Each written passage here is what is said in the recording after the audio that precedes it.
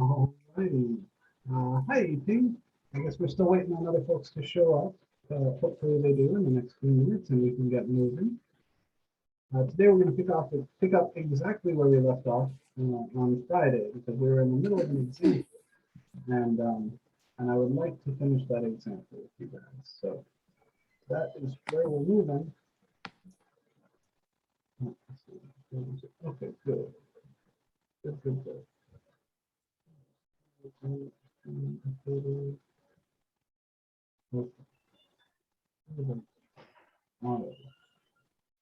So, like I said, today we're going to pick up exactly where we left off on Friday. On Friday, we had started this example where we're going to sketch the graph of a particular rational function.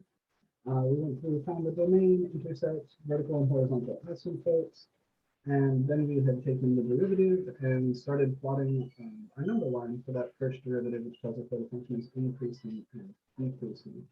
I'm going to kind of move back into this a little slowly to make sure everybody has time to get in. Let me turn on the document camera and screen share. Here we go. So this is where we left off last time. Let me, so you want to go into your notes and kind of find this problem. This is the guy that we left off on, and we are going to pick it back up here. I'm going to draw one little intro slide. So this, of course, as always, is MAC2311 section OH1. That means it's Calc 1 honors. And today is the 25th of October, 2021. And today, we're going to cover section 4.5 on curve sketching. Calculus.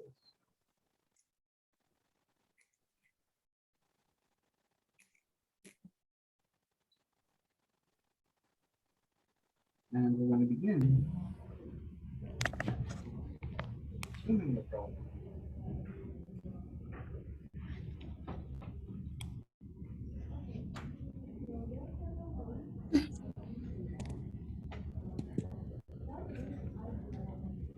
I think most of us are here now.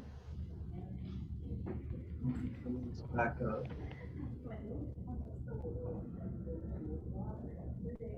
Yeah, that's fine today. Just go ahead and submit the request in WebAssembly and I'll grant it as soon as we finish that. Oh, ready. Yeah, I'll get that done as soon as I can. So here's the example we were working with. And I'll just talk you back through, so please in your notes find where we were working on this. I'll talk you back through what we were doing. We wanted to graph this function, and we have a collection of things we would like to know about that function before we start trying to draw its graph. The idea here is that we avoid ever making a big table of points, right? That's like a last-ditch effort. It's the last thing you want to do when you're trying to graph a function. It's much better to know the shape and the mins and the maxes, the inflection points, all of that stuff. Then you can draw a much prettier graph, a much more accurate graph with no guesswork, no like, ooh, how does this point connect to that point bullshit. So we started by finding our domain, which is hopefully something you remember how to do from algebra classes. For a rational function which is a ratio or a fraction of two polynomials, the domain is all real numbers except where the bottom is 0. So our domain here is everything except those numbers, which would make x squared minus 1 equal to 0. And by factoring that downstairs as x minus 1 times x plus 1, we see that it is 0 when x is 1 from this factor. And the downstairs is 0 when x is negative 1 from this factor. We also wanted to find any intercepts, x-intercepts or y-intercepts. X-intercepts come from setting the whole function equal to 0 and solving for x. So that's what we did. We set this whole thing equal to 0. I cross-multiplied by this denominator, right? Or we say that this fraction will be 0 when its top is 0. So we get the top equals 0. And then 2x squared is equal to 0 if and only if x itself is equal to 0. So this was us looking for the x-intercept. It turned out that the x-intercept is the point 0, 0. So not only is that our x-intercept, that's also our y-intercept. Normally, to find y-intercepts, put a little note in here.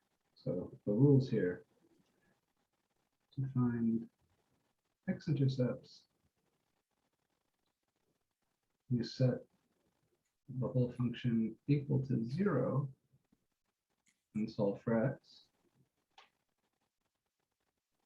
To find y-intercepts, you plug in x equals 0. And here it just happens to be that we found those points at the same time, right? Because when we set the function equal to 0, the x value we got out was 0. So not only is this our x-intercept, but it's also our y-intercept. Vertical asymptotes. For a rational function, vertical asymptotes will usually come from the factors of the bottom, as long as those factors don't cancel with the factor upstairs. But in general, you need to find places where this whole thing is going to blow up to plus or minus infinity. And, you know, for logarithms, the rules are different. But for rational functions, you can get a vertical asymptote anytime the bottom is 0.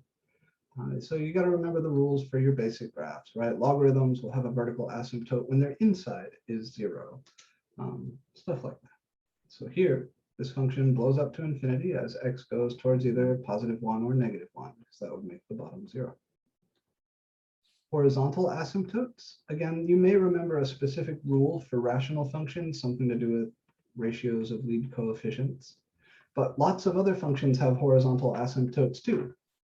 And the general rule for finding horizontal asymptotes is to just look at the limit. So to find horizontal asymptotes, look at two limits. Limit x goes to +infinity, f of x, and limit x goes to -infinity, f of x. Right, like e to the x has a horizontal asymptote, but only as x goes to -infinity. Arctan, or the inverse tangent function, has horizontal asymptotes on two sides, and they're different numbers, so you need to look at the two limits separately. Here, when we took the limit as x goes to +infinity, we got 2. And when we took the limit as x goes to -infinity, we also got 2. So the horizontal asymptote is the line y equals 2, and we're going to approach it both as we go to -infinity and +infinity. Excuse me, can I find the horizontal asymptote is use the numerator is equal is less x degree is less than denominator x degrees y is equal to 0, and if they are equal, I use the leading coefficient divided by each, and this way. Yeah, I use college algebra this way. Yeah, that rule works fine, but again, only for rational functions. So if your function is not a ratio of two polynomials, then you will have to use these limits. But if your function is a ratio of two polynomials, then you can use that rule about the degree of the top and the degree of the bottom. That will work. Now, after we have all of these things, we want to find where my function is increasing and decreasing. And that's what we're doing here. All right, finding where my function is increasing and decreasing. So we took the derivative. That derivative required the quotient rule, and it came out to this. This guy will tell me the critical numbers, right? So 0 is a critical number because the derivative is equal to 0 when you plug in x equals 0. And -1 and +1, while they're not technically critical numbers because they're not in the domain, they're still numbers that we would want to write down on our number line because those are places where the derivative could potentially change sign. So anywhere y primed is 0 or undefined, we plot those on our number line. And then we fill out this number line the same way we did back in 4.3. You can use your multiplicity trick. You can use test points, whatever you like. So we found that our function changes from increasing to decreasing at 0, which means we have a local max at x equals 0. That's by our first derivative test. And here at -1, we didn't change sign. We were increasing both to the left and to the right of that. And remember, this -1 is a vertical asymptote. We found that earlier. Same is true of +1. +1 is also a vertical asymptote. So I wasn't expecting mins or maxes there because those aren't in the domain, but they're still worth plotting on this number line. The next step would be to find where my function is concave up and concave down. We need to sort out the concavity. And for that, we need y double prime. So I need to take the derivative again. And I think probably the easiest form to operate here would be taking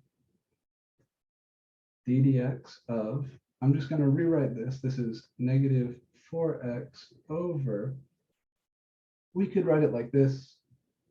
But I'm going to write it as x squared minus 1 all squared, like it was here, because that's a little easier to differentiate than this product. So now we dive in with our quotient rule. I'm going to have the bottom times the derivative of the top. So that's x squared minus 1 all squared times the derivative of the top, which is -4, minus the top, -4x, times the derivative of the bottom. And the derivative of this bottom requires some chain rule. So this will be times 2x squared minus 1 to the 1 times 2x. And all of that is going to go over the bottom squared, which is x squared minus 1 to the 4th. So our next few steps are going to involve just cleaning up this second derivative and getting ready to make a number line for y double prime, which will tell us where we're concave up and concave down. The first thing I notice is that there's an x squared minus 1 quantity squared here, and an x squared minus 1 to the 1st here. So I can factor x squared minus 1 out from the top. So this is x squared minus 1 times, here I'm factoring out one of the 2 copies of x squared minus 1 that we have. So this will be -4 times x squared minus 1 remaining from this piece. Over here, I'll also try to clean up some of this stuff. I've got a minus -4x. All the other terms here are positives. So this is going to become plus. And then 4x times 2 times 2x is 16x squared. And I factored out the x squared minus 1. And this is all still divided by x squared minus 1 to the 4th power. And so just factoring that x squared minus 1 out and cleaning things up, I can cancel this x squared minus 1 with one of the powers of x squared minus 1 downstairs. And when I do that, I'll have x squared minus 1 cubed left downstairs.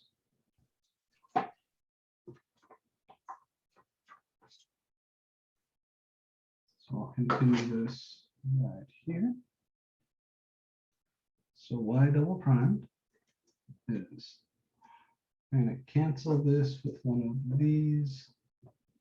And I have, I'll distribute this -4, -4x squared plus 4 plus 16x squared all over x squared minus 1 quantity cubed.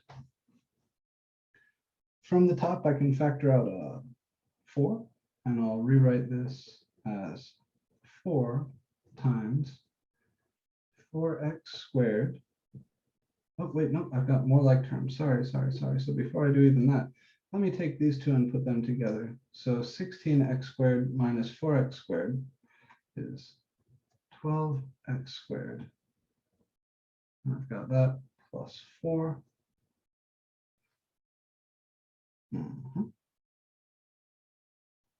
Just double checking everything, yeah. And then downstairs we have x squared minus 1 cubed. And I can factor a 4 out, and I get 3x squared plus 1 divided by, I'll write that as x minus 1 cubed times x plus 1 cubed. So here's my second derivative. And the 3x squared plus 1 here, this is irreducible. Right, he does not factor. X squared is always positive, so 3x squared is always positive. You add 1 to that, the thing's definitely never going to be 0. Or you could compute the discriminant, but however you get there, you see that this doesn't factor over the real numbers.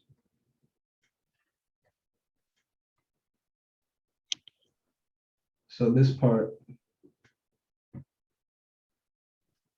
gives no critical numbers.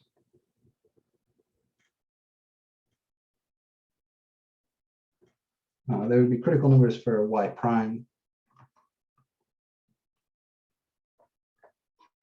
Oh, let me show you the steps for that. Yeah, so the x squared minus 1 all cubed, this is 12x squared plus 4 over x minus 1 times x plus 1, like this, all cubed. So inside the big parentheses downstairs, I can factor x squared minus 1 as x minus 1 times x plus 1. And then I can give that power to each of the two terms in that product. So this really is how that factors.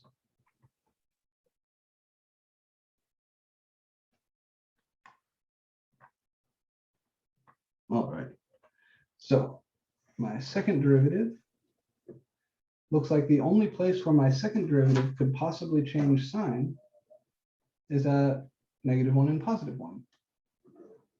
The top is never 0, so y double prime is undefined at -1 and +1. So in each of the three regions that creates, I will either be concave up or concave down.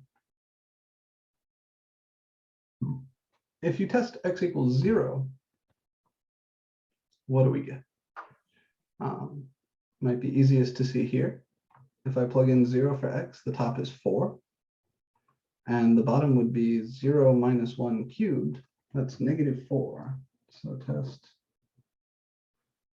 x equals 0. Y double primed of 0 is 4 over -1, which is -4. So we're going to be concave down in here. Excuse me, I cannot understand why it's no critical number, because it has an undefined number when x is equal to 1 and x is equal to -1. I'm saying just this piece right here. Okay. Just the numerator doesn't give me anything. The denominator does give me that. So this -1 and this +1 came from the downstairs. But the 3x cubed plus 1 upstairs, sorry, 3x squared plus 1 upstairs, he doesn't give me anything. So yeah, 1 and -1 are definitely critical numbers for y primed, places where y double prime is undefined. But the y double prime is never 0 because this top is never 0. From here, we could use the multiplicity trick. Both this 1 and this -1 are coming from multiplicity 3 factors, which means that we will change sign as we hop over either of those. So y double prime is positive out here and out here by the multiplicity trick, which means we have concave up here. We are down here, concave down here, and we are concave up here. Now, -1 and +1 are not going to be inflection points because remember, they're not in the domain. We have vertical asymptotes at -1 and +1, but the concavity will change there. So now we're ready to make our number line for the shape of the graph. And on this number line, I'll put any of the numbers from the previous ones. Where did those go? They're on the other side. No. Where did he go? Can I start him back here? Yeah. All right. So 0, -1, and +1 are the numbers that are going to go on the shape of F. So I'll put -1, 0, and positive 1.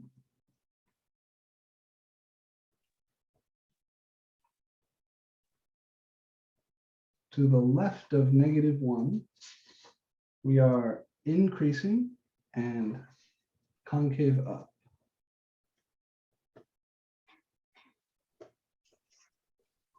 So that looks like this.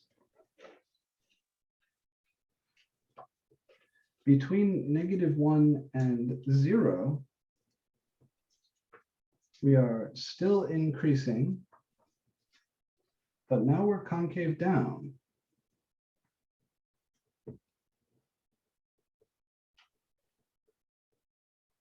So increasing concave down looks like this.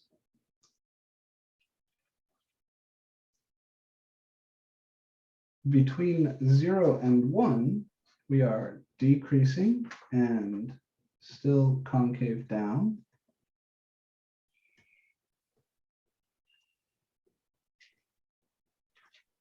So decreasing concave down looks like this.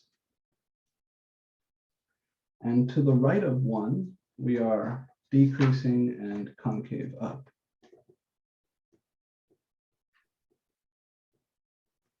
So decreasing concave up looks like this. We knew we had a max here at 0. And we knew that these are both vertical asymptotes. I would like to know the y value of that max. So I can look back at my original function, which was 2x squared over x minus 1 times x plus 1. So this is at, I'll say, when x equals 0, y is 2 times 0 squared over 0 squared minus 1, which is 0. So in other words, our y-intercept there, that x and y-intercept at 0 is our max.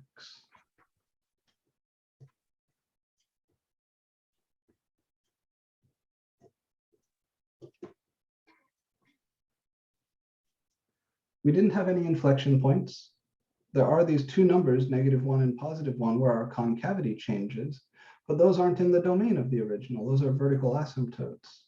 So I'm ready now to sketch the graph.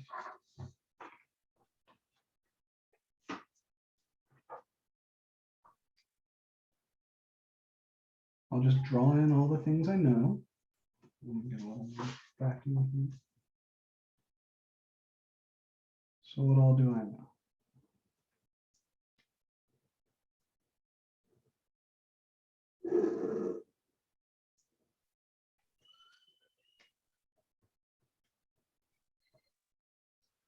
I mark this as -1 and mark this as +1.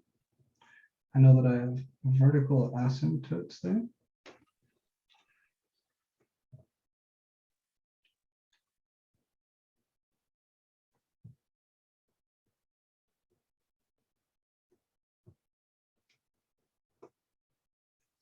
And if I mark this as 1, 2, I know I have a horizontal asymptote here. That line y equals 2. I know I have an intercept right here at 0, 0, and I know that it's a local max. So I've got something like this going on. I know that I'm increasing and concave up everywhere to the left of -1. So let me actually give myself some more y values to fart around with here. So I know I should be increasing and concave up everywhere over here to the left of -1, which means I have to have a graph looking like this over here. I know I need to approach this horizontal asymptote, and I know I'm increasing concave up. There's only one way for all that to happen, and that's if we look like this.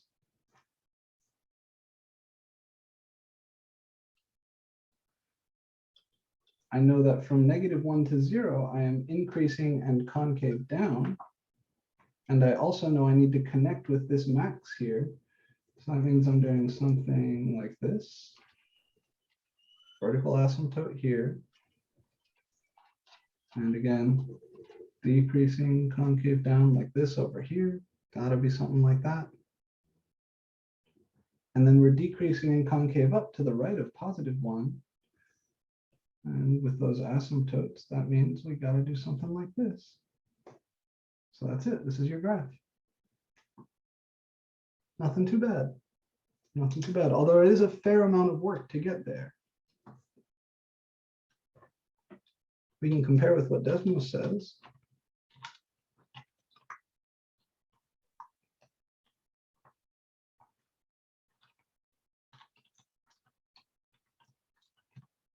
Ooh, very nice.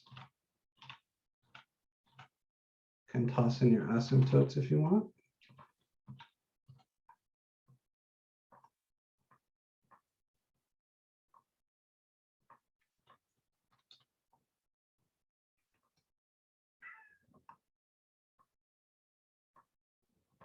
And there she is, not bad. So what I'd like to do today is get practice with some more of these. Unfortunately, these problems do take a while, so we won't be able to get through a lot of them, but I'll get through as many as we can. Are there any questions about where this graph came from?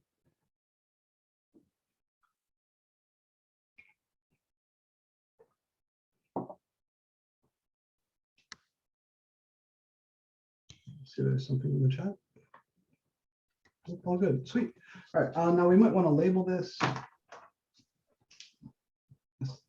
Say this is the local max and it's the point 0, 0. But if you give me this, this is good. I would be very, very happy with this. Make sure you label any asymptotes. Make sure you label any mins, maxes, or intercepts. Here, there's just not a lot going on. So there's not a lot to label. I have a question. The Yeah. vertical asymptote, is it come from the original equation? Yes. Okay. Yep. So a rational function will have a vertical asymptote anywhere the bottom is 0 and the top is not 0. So after you factor the original expression, cancel anything that can be canceled, and then your vertical asymptotes will come from the factors of the bottom.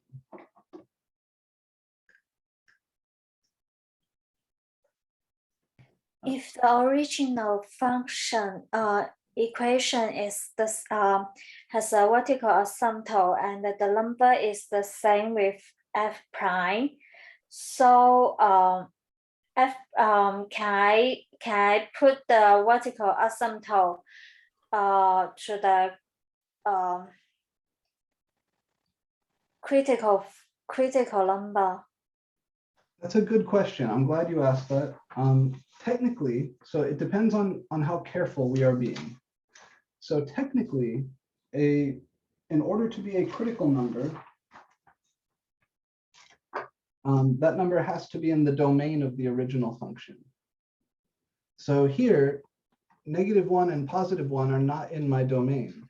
So technically, my only critical number is 0.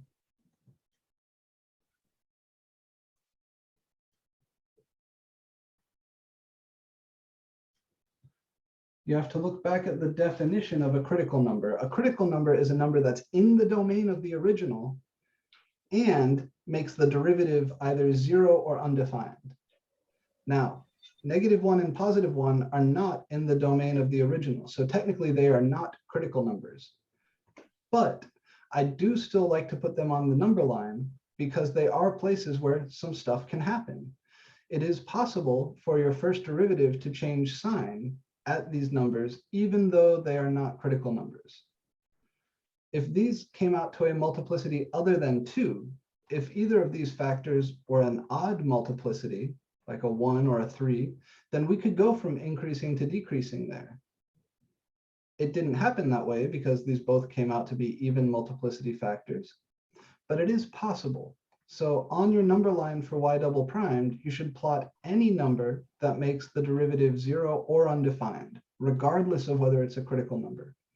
But if a question asks you what are the critical numbers, you got to remember that the definition of a critical number,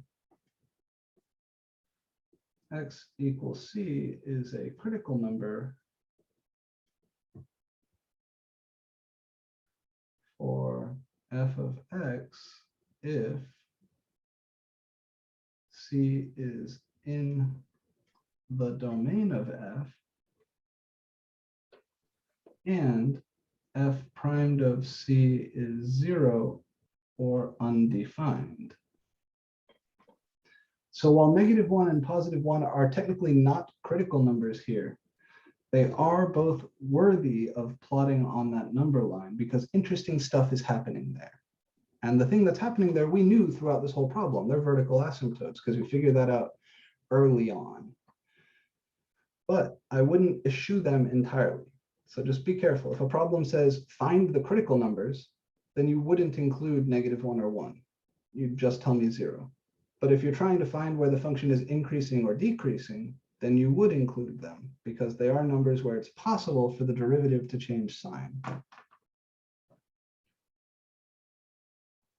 All right, let's try 1 or 2 more. I think rational functions like this are kind of boring because really you learn how to graph these pretty effectively in pre-calculus, even college algebra. You know, you learn all the rules for the horizontal and vertical asymptotes, the domains and the intercepts.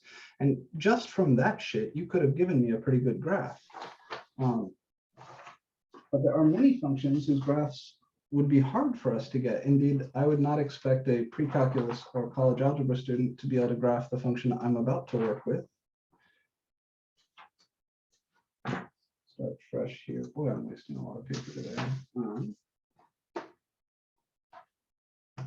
Let me sketch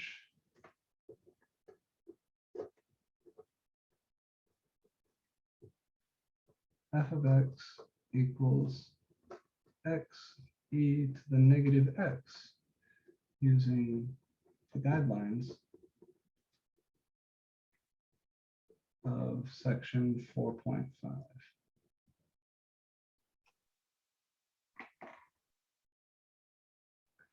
So I want to find the domain. What is the domain of this function?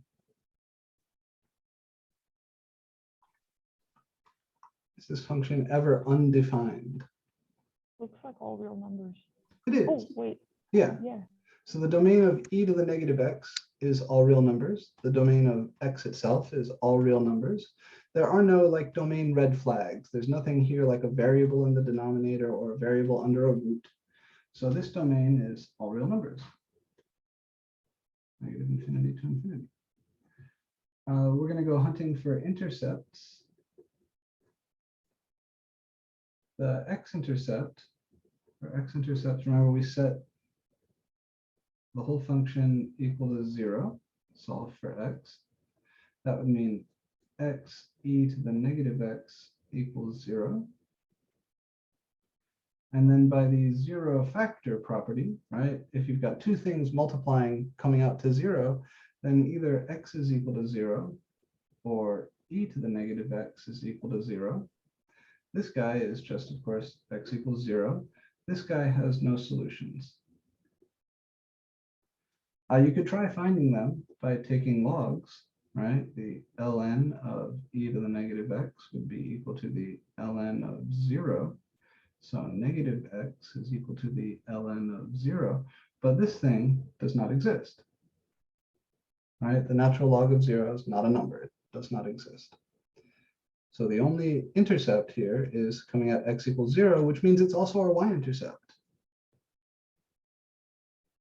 Right, these always come from plugging x equals 0. And here, f of 0, we just discovered, that's 0 times e to the -0, which is 0 times 1 is 0.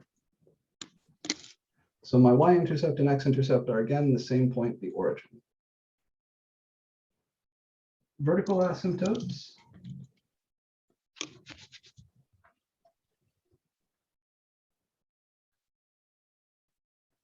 You have to ask, is there anywhere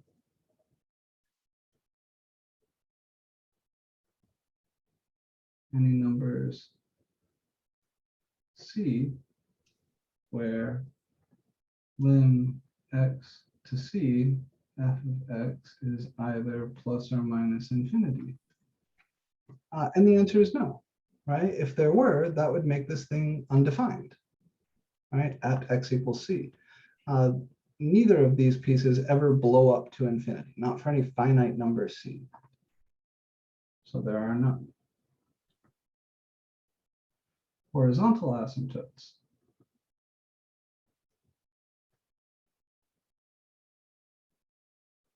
So because this is not a rational function, it's not a ratio of two polynomials, in order to find the horizontal asymptote, I really do need to look at those two limits.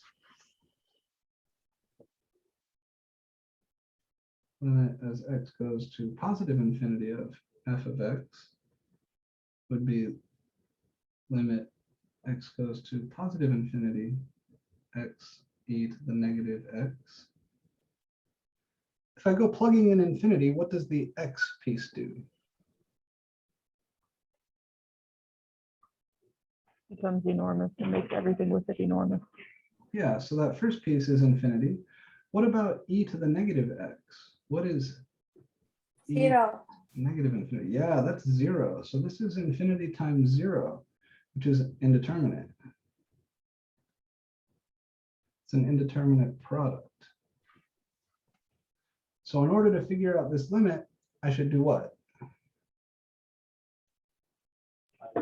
Turn it into an indeterminate ratio and then use L'Hopital. Very good. So I'll rewrite this as lim x to infinity. Now I have to pick one of those pieces to send downstairs. And I want you to think for a second before you answer, which one should I send downstairs, x or e to the negative x? X. Isn't e to the negative x technically already downstairs? Yeah, so normally I would say move the simpler guy downstairs. But what would I rather differentiate, 1 over x or 1 over e to the negative x? If you think about it, 1 over e to the negative x is e to the positive x. This is the same as x over e to the x. So shoving the e to the negative x downstairs makes it e to the positive x. And that is really nice. So rather than sticking this downstairs as 1 over x, I'm going to stick this downstairs as e to the x. And now this looks like infinity over infinity, which is an indeterminate ratio. So I can use L'Hopital's rule.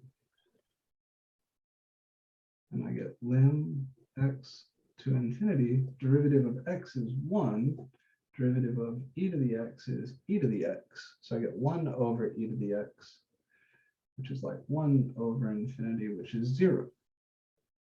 So y equals 0 is an HA, horizontal asymptote, and we approach it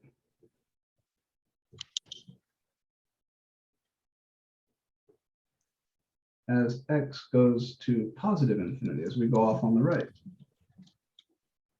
Now, separate from this, I need to look at the limit as x goes to negative infinity. It's possible that we have a different horizontal asymptote on the left. So the other limit I need to look at here is lim x to negative infinity, f of x, which is lim x to negative infinity, x e to the negative x. And if I go plugging in infinities here, x itself would go to negative infinity. E to the negative x would be e to the negative infinity. So this is negative infinity times e to the positive infinity. What is e to the positive infinity? Infinity? Yeah. And negative infinity times positive infinity, that's not a mystery. That is just negative infinity. So there's no HA as x goes to negative infinity. So as we run off to the right, we approach y equals 0. As we run off to the left, this function is just blowing up to negative infinity. Okay, So we've got our domain, our intercepts, our asymptotes, increasing, decreasing, concave up, concave down. As we find the intervals of increase and decrease, we will locate any local mins or maxes. And as we go through the concave up, concave down, we'll locate any inflection points, and there might be several. Intervals of increase and decrease require the first derivative, which here means I need to use the product rule. I'm differentiating x e to the negative x. So there's a little bit of product rule and a little bit of chain rule. First, I'll differentiate the x and leave e to the negative x alone. Then I will leave x alone and differentiate e to the negative x. The derivative of e to the negative x is a chain rule derivative. So this is a product rule with a little chain rule tucked inside. I can factor out e to the negative x. And what's left will be 1 minus x. So critical numbers, just 1.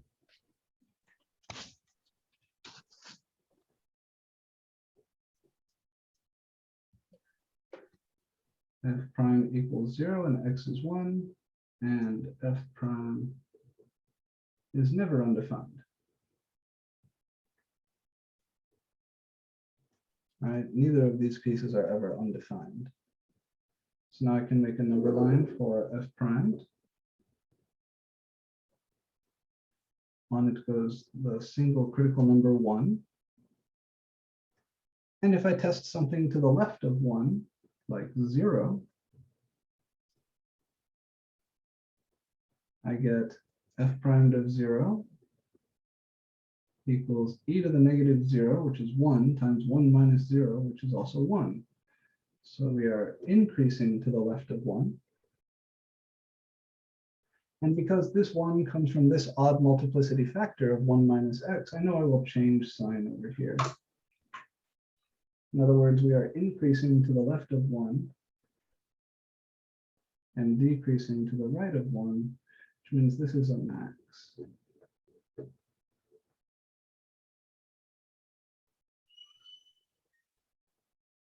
You could also test a point on the left over here. If you plug in 2, you get e to the negative 2, which is like 1/9 times 1 minus 2, which is negative 1.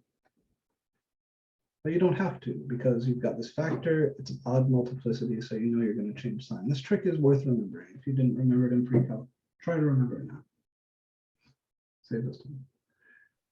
All right, so we know where we're increasing, we know where we're decreasing, and we know we've got a max at 1. Moving on, I want to find the intervals of concave up and concave down. So we're going to work with concavity next.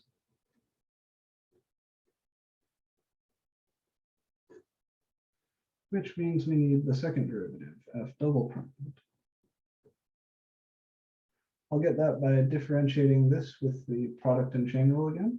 So this would be d dx of e to the negative x times 1 minus x.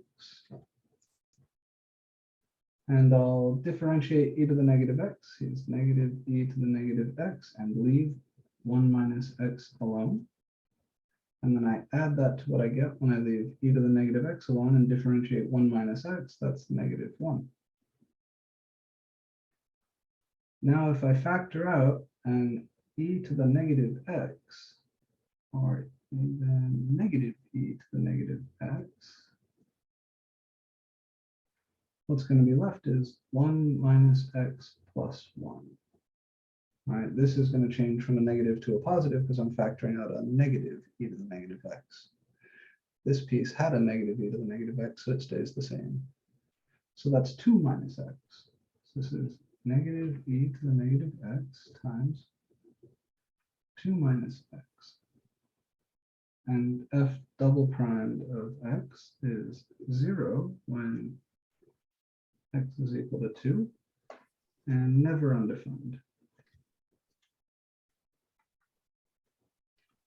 So my number line for f double primed just has the number 2 on it. If I test 0 over here, then I get negative e to the negative 0 times 2 minus 0. Well, that's negative 1 times 2, or negative 2, which is negative. So we're going to be concave down to the left of 2. And then again, this 2 minus x, this is an odd multiplicity factor, so I know I will change sign. Or you could test x equals 3. So this is an inflection point. 2 is in the domain, right? My domain is all real numbers, and the second derivative changes from negative to positive there.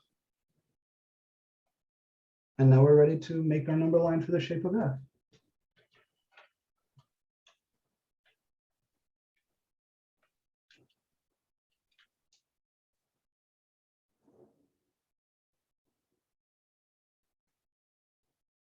So I'll put the two numbers that we found are interesting for us, 1 and 2.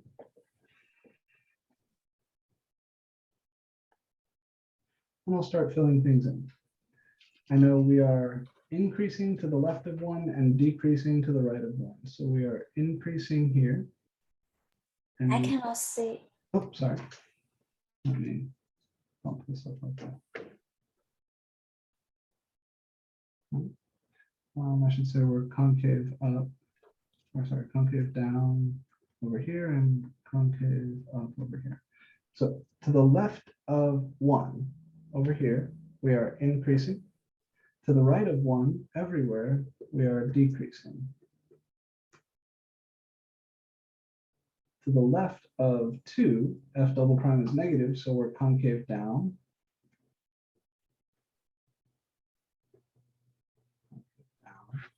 And to the right of 2, we're concave up. So we are increasing concave down here, decreasing concave down here, and decreasing concave up here. So this is our max, and this is our inflection point. And I'd like to find the y values of those. Let's do it.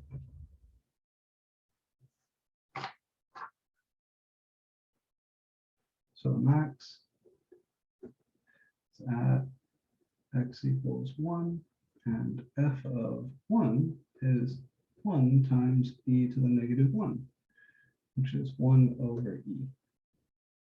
So that point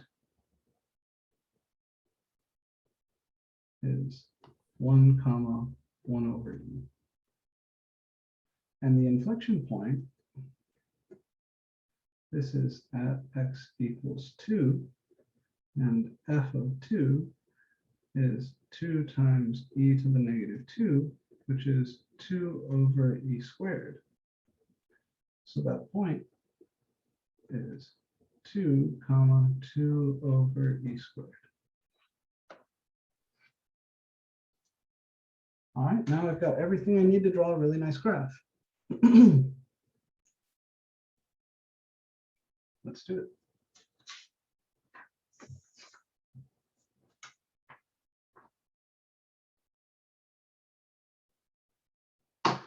I start by drawing in any asymptotes and intercepts.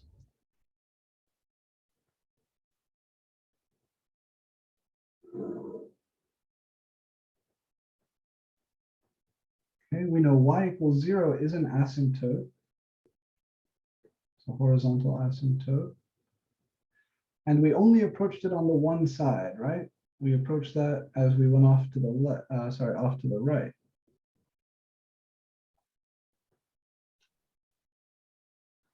We also know that the origin is an x-intercept.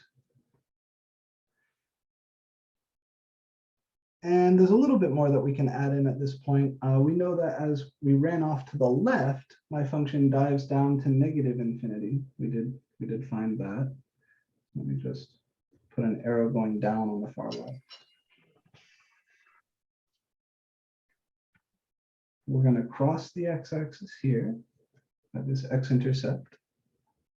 And we're going to approach this horizontal asymptote from above here.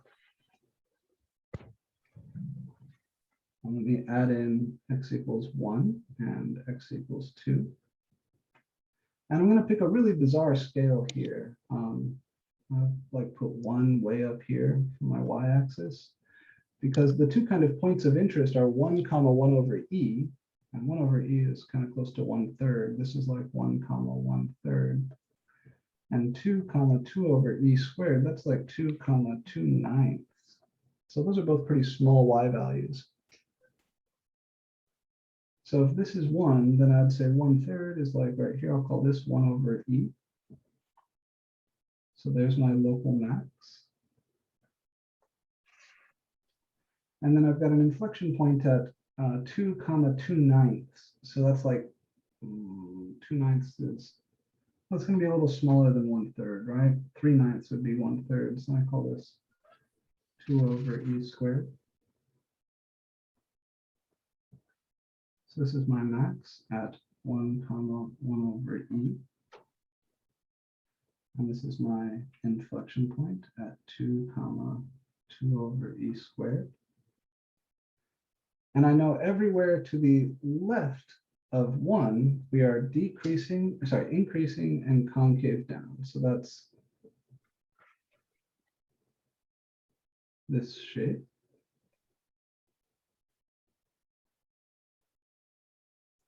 I know that as we pass through 1, we stay concave down, but we switch to decreasing. So here we go, switching to decreasing.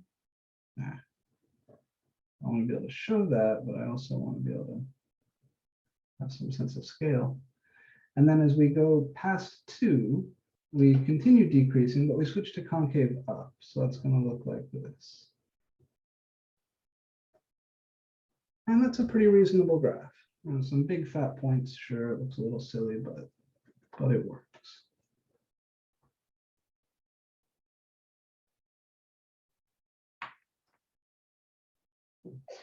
So we've got our local max. This turns out from the graph, you can see to be an absolute max also.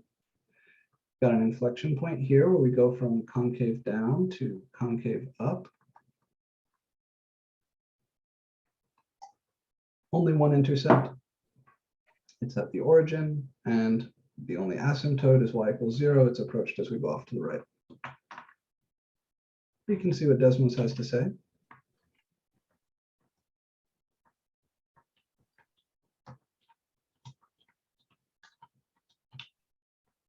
Not too shabby, right?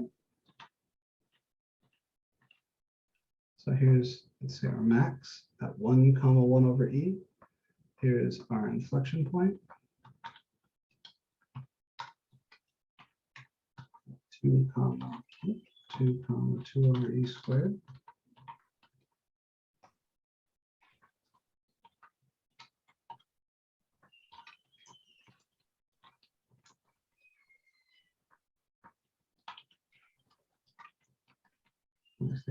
Point. Now our graphs, I don't expect you guys to have perfect looking graphs. This would be plenty good. This is 10 out of 10. Sure, it dives down a little quicker maybe than our graph looks like. It looks like it's doing this kind of slowly. And over here, this is looking about right. Questions on this guy?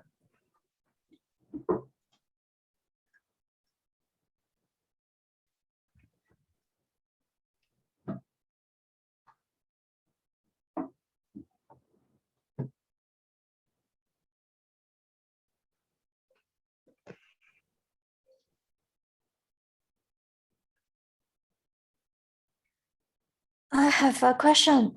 How do you know if it going to the negative infinite is going to the negative infinite and going to the positive infinite is going to 0? That was at the step where we were finding horizontal asymptotes. So when we want to find horizontal asymptotes, we look at two limits. The limit as x goes to positive infinity of the original function, and the limit as x goes to negative infinity of the original function. So we said as x goes to positive infinity, we got 0. So y equals 0 is a horizontal asymptote, and we approach it as x goes off to positive infinity. And when we calculated the limit as x goes to negative infinity, we got negative infinity. So there's no horizontal asymptote on the left, but this guy tells me that my graph has to go down on the left. So kind of if we want to annotate, we could say this, then x to negative infinity of f of x, we know that should be negative infinity. We calculated that.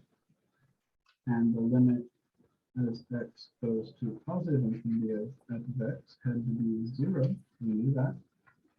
There's one other thing that's a little bit subtle here, and that's whether we approach this horizontal asymptote from above or from below. But because I have these 2 points over here, I know that my function is positive everywhere over here. Right? There are no more x-intercepts where this thing could go down and then try to sneak up on this asymptote. Also, if we were going to approach the horizontal asymptote from below, that would mean we'd have to like turn around at some point. We'd have to poke down and turn around. We'd have to go from decreasing to increasing again, which would mean there would have to be like a local min here somewhere. But to answer your question, it was that step where we went to find a horizontal asymptote. So we calculated the limit as x goes to negative infinity, and we saw that that was negative infinity, which means we're going down over here. And we calculated the limit as x goes to positive infinity of f of x. That was 0. That means we've got to be creeping up on this horizontal asymptote here. So it is a little bit of work. You got to think about it carefully. But genuinely, those steps that we go through tell us everything we would want to know. Those are good questions. Are there any other questions about where we got this graph? This is graph f of x equals x e to the negative.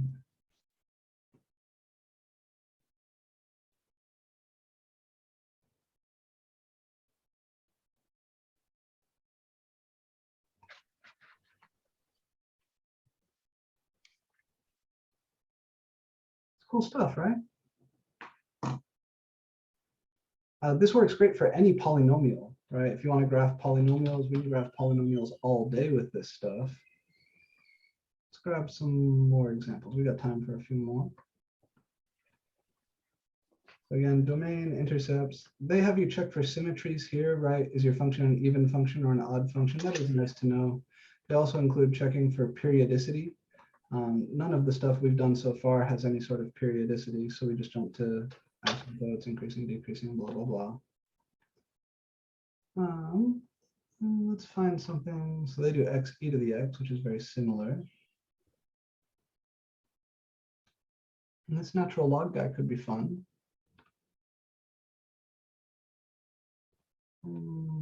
Let's find something a little more exciting. I'm not going to beat you guys to death with slant asymptotes. That's not a big deal. But what is fun, polynomials are a little boring. Oh, arctan of e to the x would be fun, or 1 over 1 plus e to the negative x, either of those.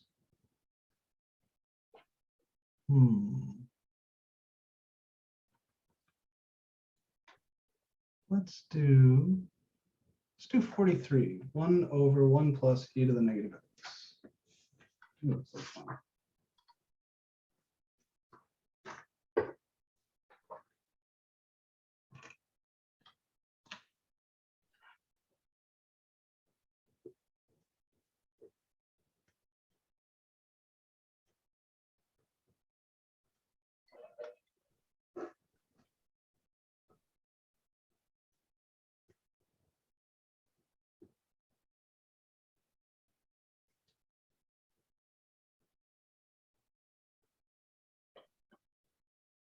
Okay. The first thing I would like to notice is that this function is always positive. E to the negative x is an exponential, so it's always positive. 1 plus something positive is always positive. The reciprocal of a positive number is always positive. So this isn't a part of the guidelines, but I'd just like to make a note. F of x itself is greater than 0 for all real numbers x. All right, that'll save us some time down the road. Let's find our domain. All right, what could go wrong with this function? How could this function become undefined?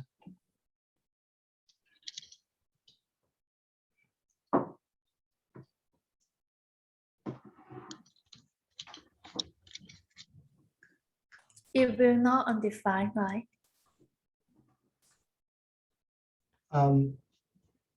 Well, so if the bottom was 0, oh, Sarah asked a question. How do you check for periodicity? Well, you look and see if any parts of your function are themselves periodic, right? So trig functions are periodic. Those are really the only example of periodic functions we have. So here in my domain, f of x is undefined if the bottom is equal to 0. And that would mean that e to the negative x is equal to -1. But this is never going to happen, right? If you try to take natural logs on both sides to solve for x, you would get -x is equal to the natural log of -1, but this does not exist. So the domain is all real numbers, -infinity to infinity. Intercepts? Well, we already said that f of x is a strictly positive function.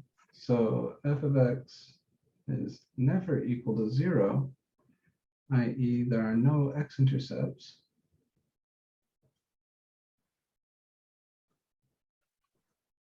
Y-intercept, this always comes from plugging in x equals 0. So we're looking at f of 0, which would be 1 over 1 plus e to the -0, which is 1 over 1 plus 1, which is 1/2. So my y-intercept is the point 0, 1/2. Vertical asymptotes, which I'm just going to abbreviate VA because it takes a while to write. There aren't any of these. These would come from the bottom being 0. Well, the bottom is never 0 from our domain work.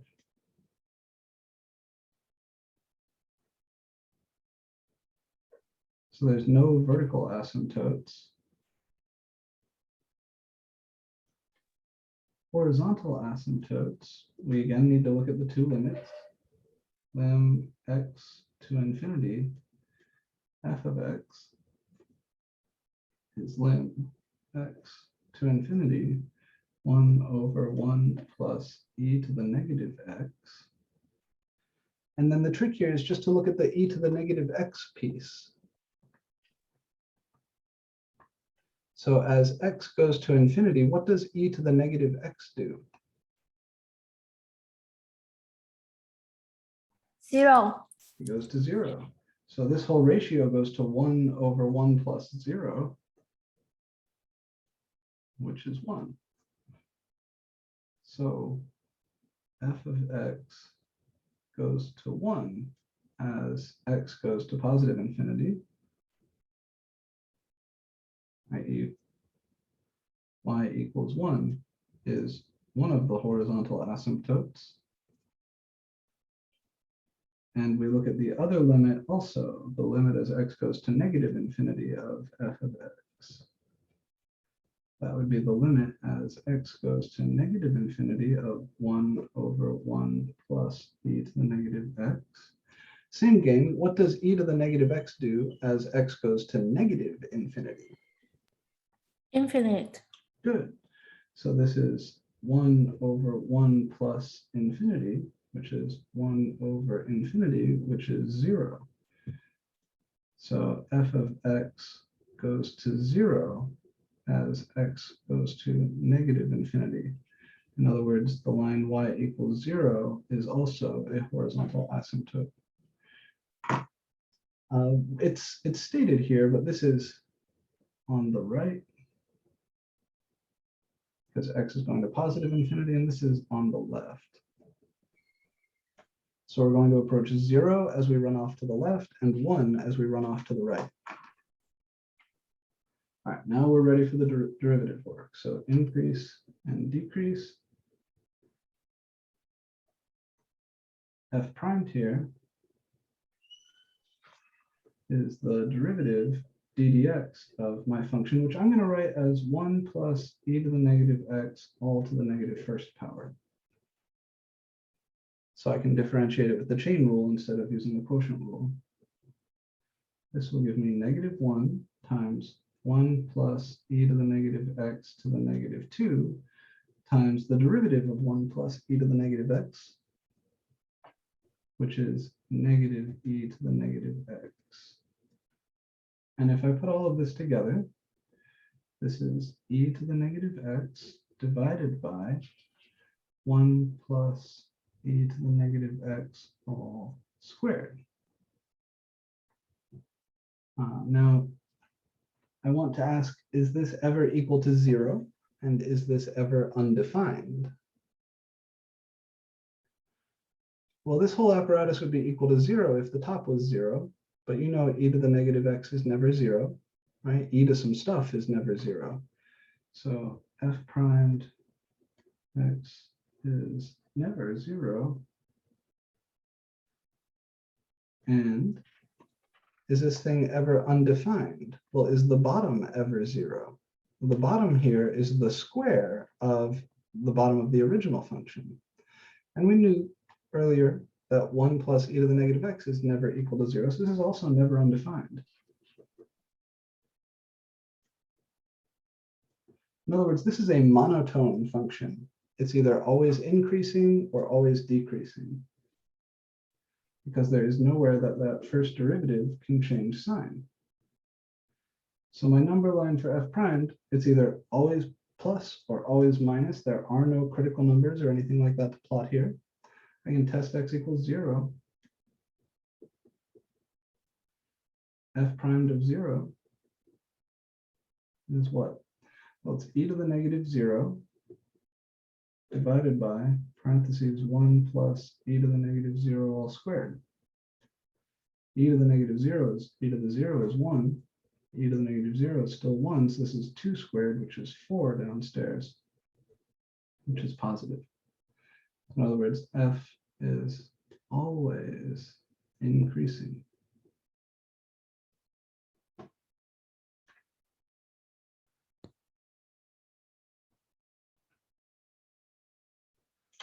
Now we need the second derivative, and this is going to get a little bit gnarly. I will use the quotient rule for that. We're differentiating this thing. And we might want to ask, is there any algebra that can be done to make this cleaner before we differentiate it again? You could expand out the bottom if you wanted. That's not especially pretty. It would be 1 plus 2e to the negative x plus e to the negative 2x. And the top would be e to the negative x. And you could clean that up a tiny bit by multiplying top and bottom by e to the x. I may consider doing this. Forget. I don't think most people would think to do that. So let's just do this the way it would occur to most of us to do it. Just dive in. We'll have some algebra to do at the end. So f double primed. So now we're looking for concavity. F double primed of x is what you get when you differentiate f primed, which was e to the negative x over 1 plus e to the negative x squared. Excuse me, I still have a question.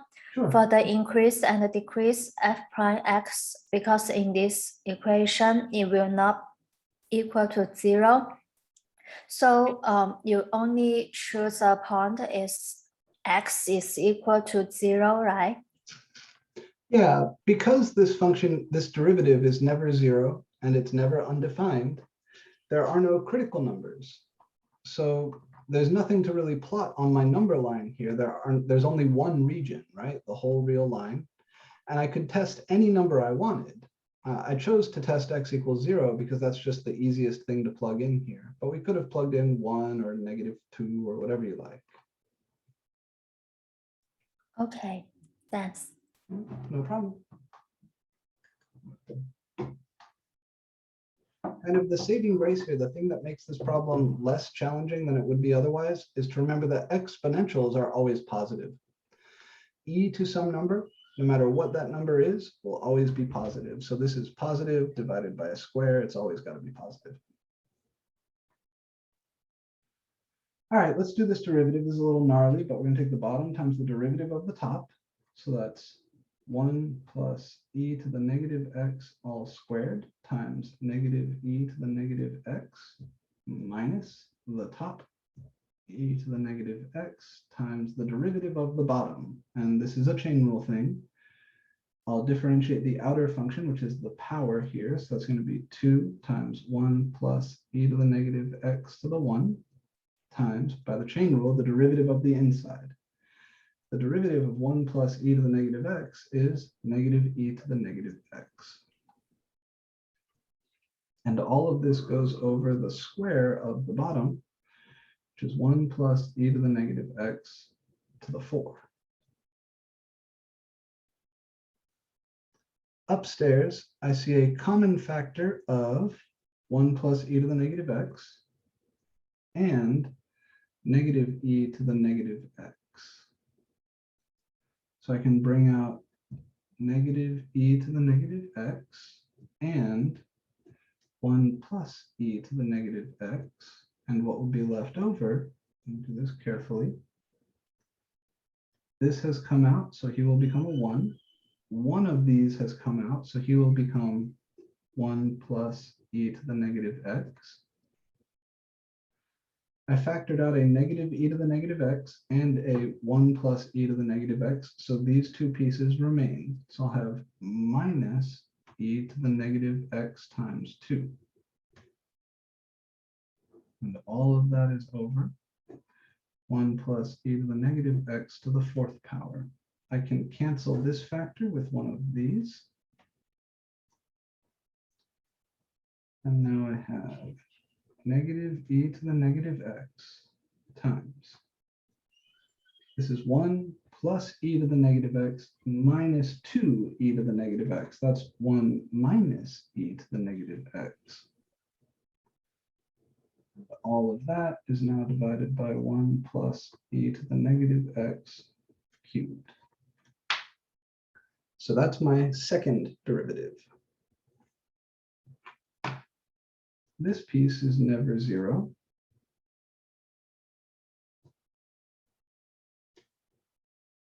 This piece is never 0. But this piece, if I set 1 minus e to the negative x equal to 0, then I get 1 equals e to the negative x. So the natural log of 1 is equal to negative x. In other words, 0 is equal to x.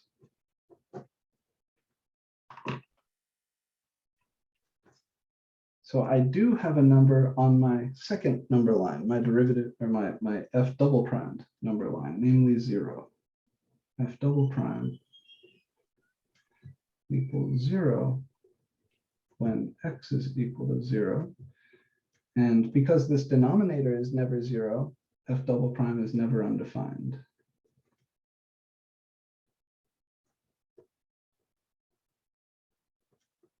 So when I make my number line for f double primed,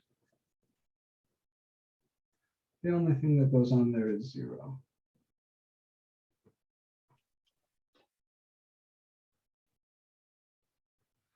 I can test something to the left of 0 and something to the right of 0. If I test x equals -1, f double primed of -1 is what? Well, this piece, e to the negative x on its own, is always positive. So this piece is always negative. So I'm just going to write the sign in here. This piece will be negative times the bracketed piece. If I plug in -1 for x, this is 1 minus e to the -1, or 1 minus e, which is negative. And then downstairs, 1 plus e to the -x, that's always positive. So this whole thing is negative times negative over positive, which is positive. So we are concave up over here. To the right of 0, you could test x equals +1, f double primed of 1. Again, I'm going to try to simplify this a little bit. Like we said, e to the -x is always positive, so this factor is always negative. So this will be negative. The bracketed factor here is 1 minus e to the -1, or 1 minus 1 over e. And the factor downstairs is always positive.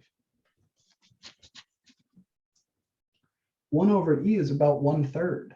So this 1 minus 1 over e is a positive factor. So this is negative times positive over positive. So negative times positive over positive, that's negative. So we are concave up here and concave down here.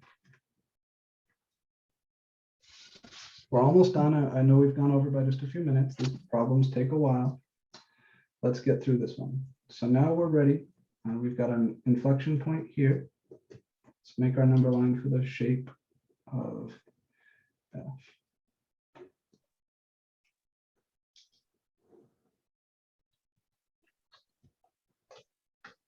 Both of our number lines, the first number line didn't have anything on it. The second number line only had 0 on it. We're increasing everywhere. And we go from concave up to concave down at 0. So this was an inflection point. No mins or maxes. Increasing concave up looks like this. Increasing concave down looks like this.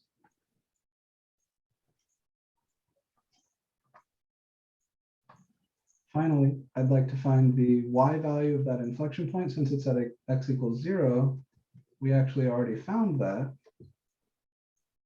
At x equals 0, we know f of 0 is 1/2. That's our y-intercept that we found before.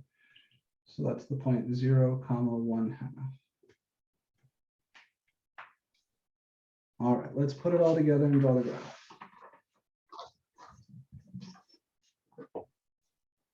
Do it like this. So, putting this stuff together. Where was this guy? Putting all this stuff together. I'll draw my axes. There were no x-intercepts or vertical asymptotes. If I mark this up here as 1, then here is my y-intercept, which is 0, 1/2, and that's also an inflection point.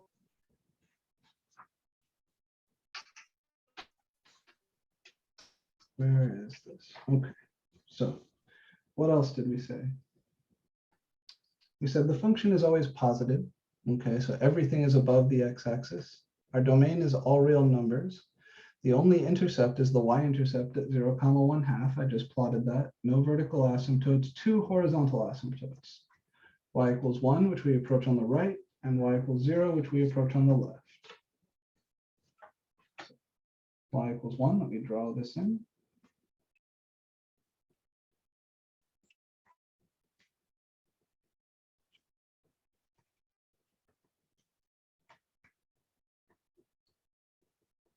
and y equals 0. Let me draw that in.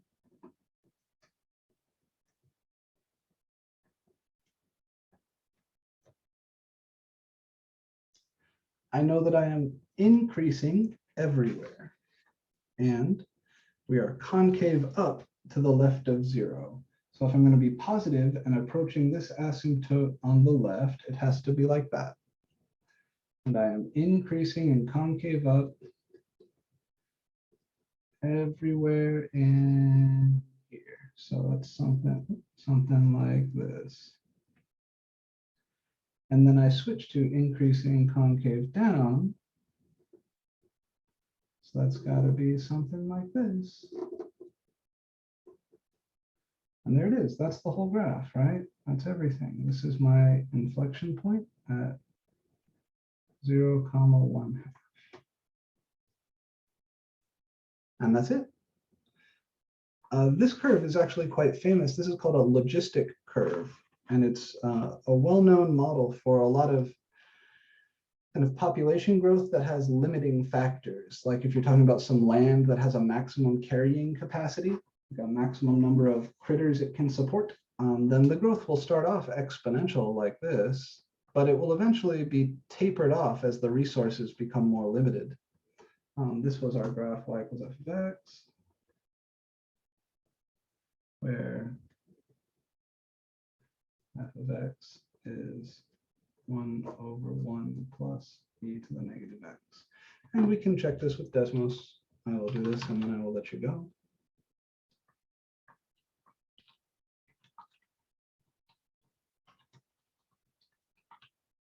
There she is. And it might be worthwhile to alter our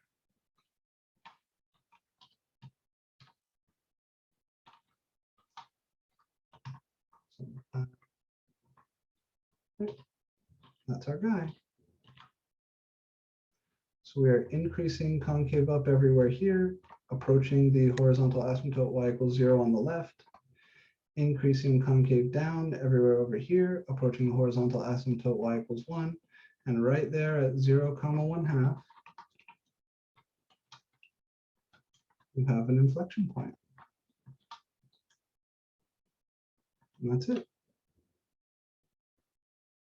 So sketching graphs like these, using those calculus procedures is very important. In fact, for hundreds of years, it was the only way to get graphs of this quality, right? If you look back at the notes that were drawn by Euler and Gauss and all of those famous mathematicians of the Renaissance era and even before, this is what they did. They had no other choice. There was no Desmos. There were no TI-84s. This was the only way to do it. What's more, this is more intelligent than what your calculator does or what Desmos does.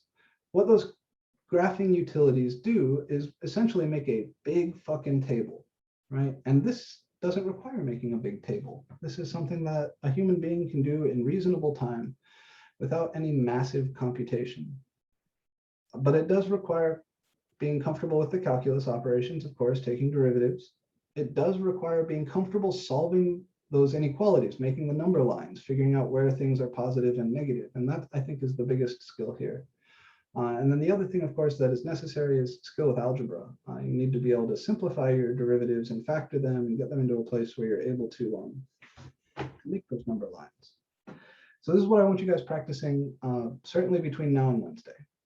All right, and I'm going to release a new homework for you guys today that has just this stuff. There will be some simple examples of polynomials, and then there will be more complicated examples like these last few that we've done here. On Wednesday, we're going to start talking about something called applied optimization, which is the last section that's going to be on exam 1. Or sorry, on exam 2. So the last section on exam 2 is the optimization section. These are finding mins and maxes in real world problems. So, you know, finding the smallest amount of material you can use to make a box of a certain volume, that sort of stuff. After we finish that section, we'll be ready for the test. So you guys' test is going to be next week, next Wednesday, a week from our next class.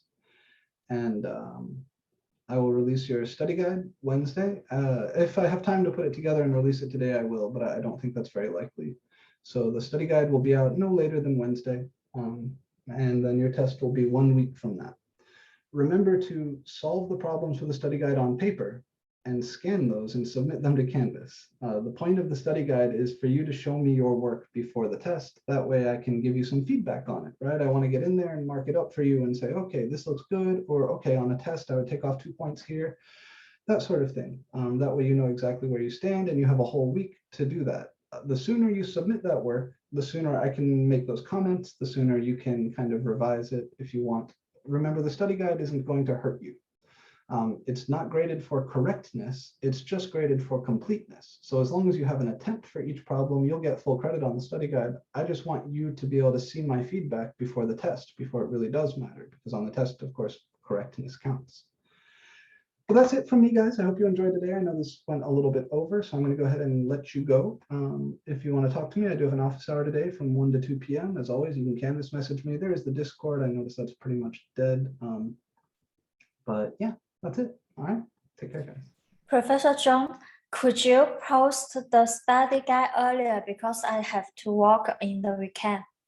I will try, but I'm also quite busy today, so I need to get done the things that I must do today. And then if I have extra time, I'll post the study guide today. I'll get it up as soon as I can, Wednesday at the latest. Thanks. All right. Take care, again.